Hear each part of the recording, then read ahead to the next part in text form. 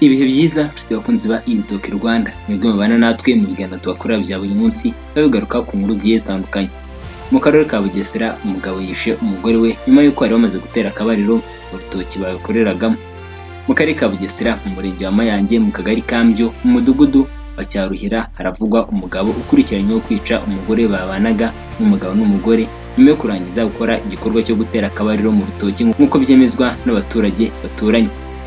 Abahatuye bavuga ko aba bombi bari bamaze igihe bafitanye amakimbirane nubwo babanaga ntabwo bari barasezeranye mu mategeko. Bivuga ko umugore yari yarahukanye akajya kwibana mu nzu yakodeshaga, nyamara bakajya bakomeza guhurira mu bihuru bagakora imibonano mpuzabitsina. Ibi byabaye mu ijoro ryo ku itariki 23 bishyira ku itariki 24 Nzeri mu mwaka wa 2025. Ababonye aba bombi bwa nyuma bavuze ko bavuye ku kabari nijoro bajya mu rutoki kugira ngo bakorereyo imibonano mpuzabitsina. Hanyuma umugabo ahita akubita umuhoro umugore we ahita amusiga mu gisambu gwe.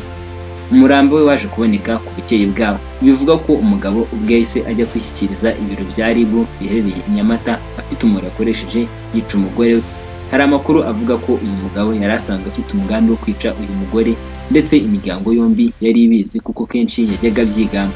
Yakundaga kuvuga ko azamwivugana amuhoye kumuca inyuma, nubwo bari baratandukanye ngo yakundaga kumusanga aho yabaga, mbese aho yakodeshaga, akamubaza niba afite undi mugabo. Nyuma yo kumubaza ibyo ngibyo niba afite umugabo, bigakurikirwa nuko bari bwagombe kurarana.